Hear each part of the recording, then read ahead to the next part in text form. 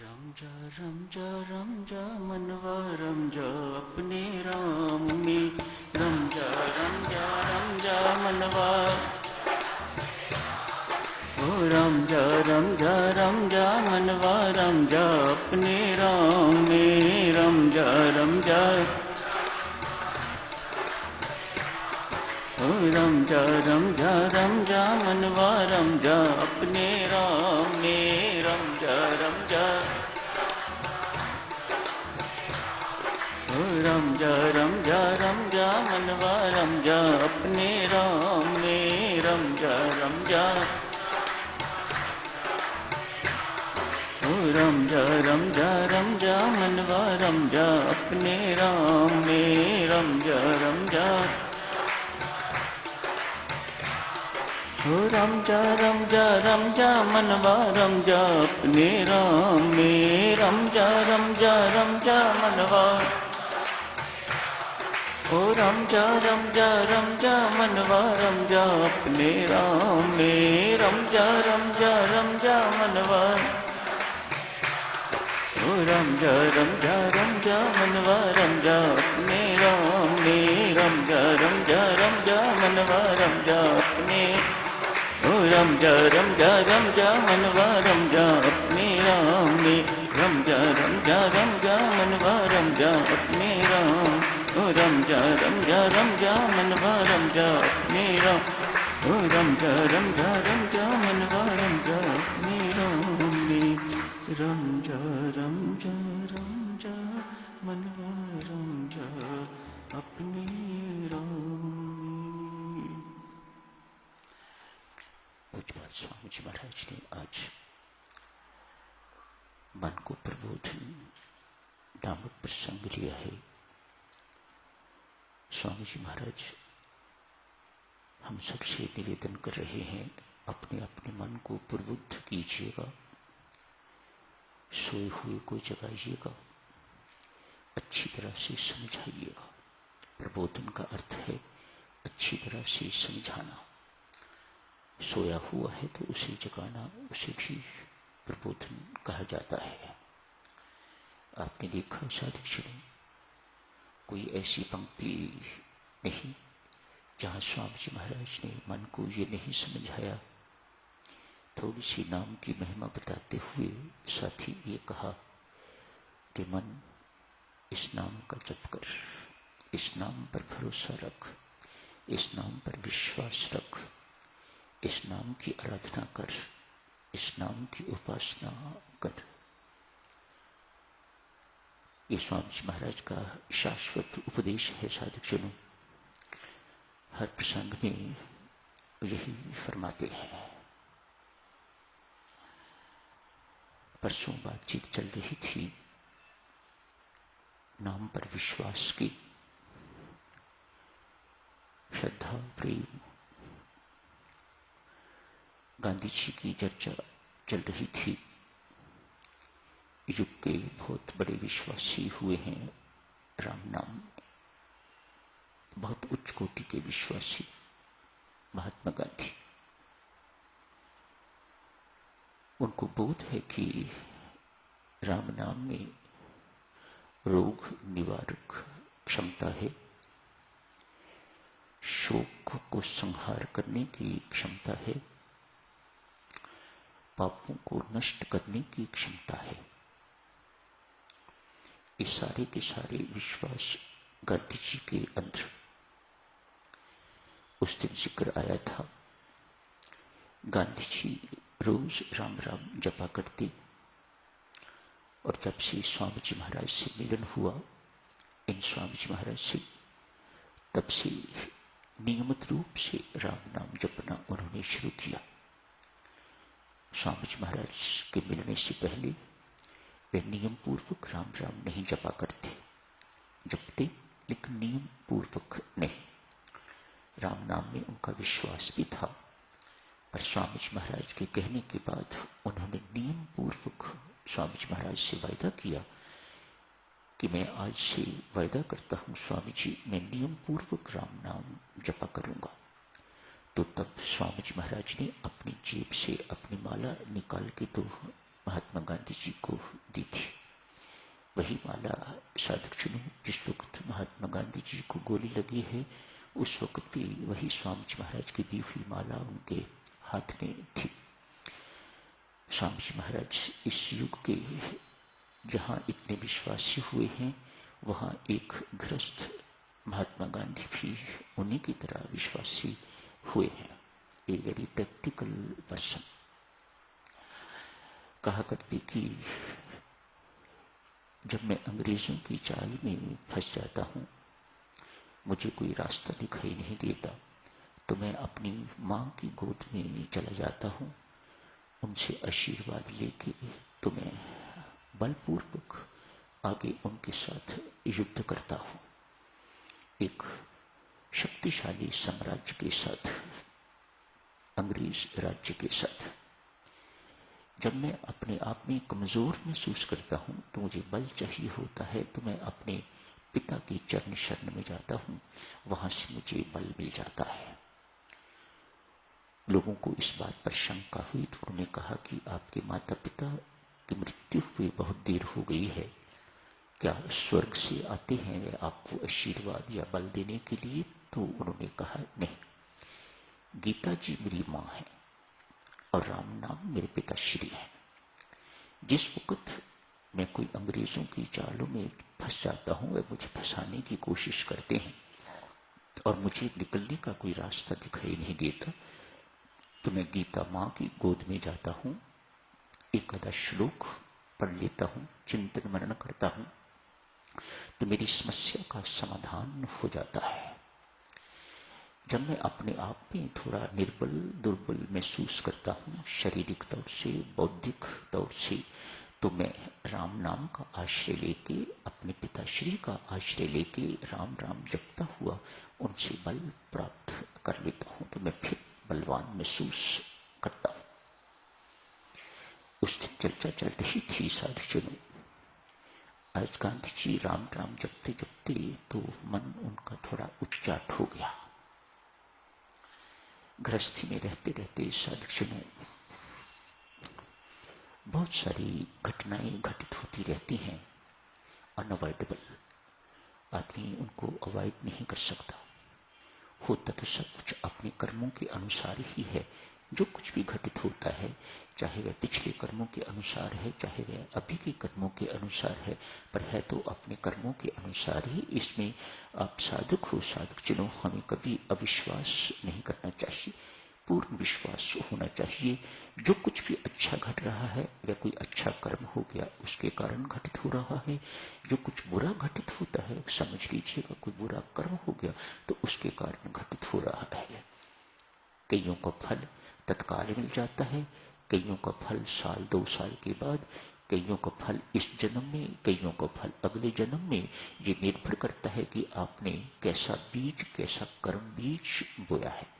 उदाहरण दिया, आज रात को आपने भोजन खराब खा लिया या आइसक्रीम बहुत दिन की पड़ी हुई थी वह खा ली, तो मध्य रात्रि आपको दस्त और उल्टी लग गई, तो ये गलत कर्म का इमीडिएट प्रभाव। कर्म तो हुआ, उसका फल आपको तत्काल मिल गया।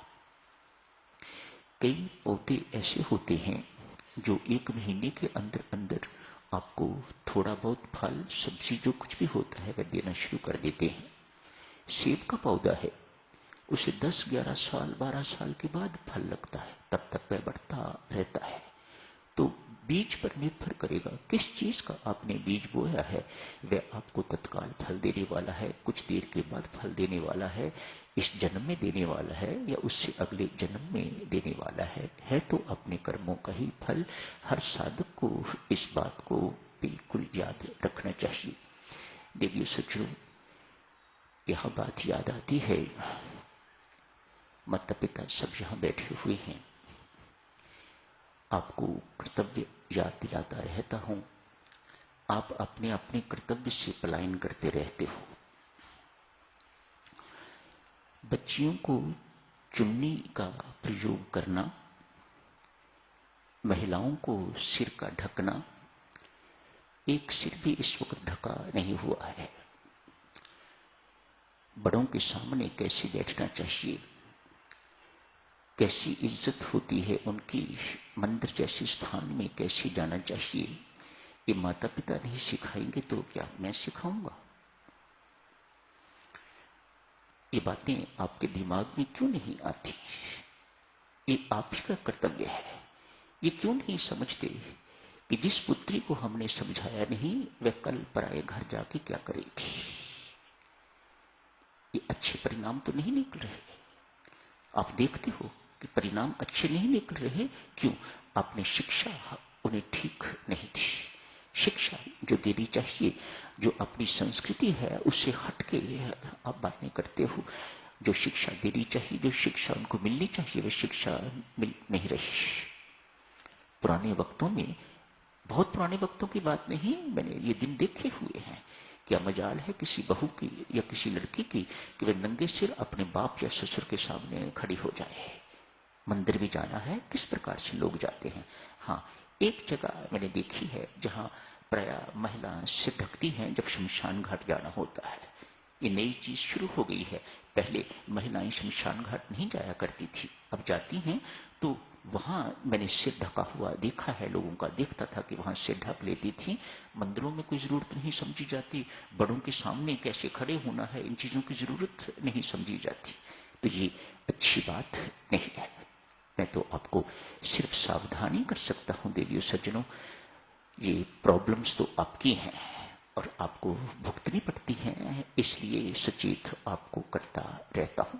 मानना ना मानना आपकी इच्छा है। तो चर्चा चल रही थी महात्मा गांधी जी की। महात्मा गांधी बहुत उच्च कोटि के राम नाम के विश्वासी। आज जाप करते करते मन थोड़ा उच्चाट हो गया है। अतएव सोचा, देखो अच्छे लोगों के विश्वास भी किस प्रकार के हुआ करते हैं।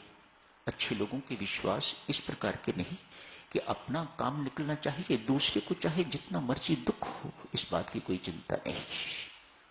दूसरे किसी को भी दुख दे के साधक चलो आप भी सुखी हो सकोगे, ये कभी नहीं हो सकता।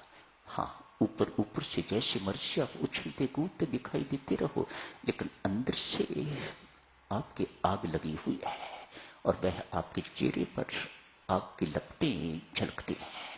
आपका चेहरा एक साधक का चेहरा नहीं हुआ करता, साधक का चेहरा और तरह का चेहरा हुआ करता है। आज मन उच्चाट हो गया है। अतएव सोचा, रामायण जी का पाठ मुझे कहीं से सुनने को मिल जाए तो उसके बाद फिर सिमरन में रुचि बढ़ जाती है। कैसा सुंदर विश्वास है। ऐसा नहीं कि मैं टीवी का सीरियल देख लूं उसके बाद फिर मैं जाप करने के लिए, या कुछ लेट लूं थोड़ा सो लूं उसके बाद जाप करने के लिए ना। उनका विश्वास कैसा। मैं यदि मुझे इस वक्त रामायण सुनने को मिल जाए, अपनी इच्छा व्यक्त की, मुझे किसी के पास रामायण सुनने वाले के लिए ले चलो।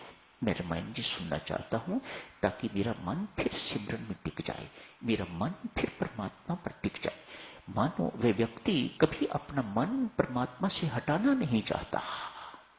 वो चाहता है कि संसार में रहते हुए, सारा काम काज करते हुए भी मेरा मन जो है वह परमात्मा पर टिका रहे।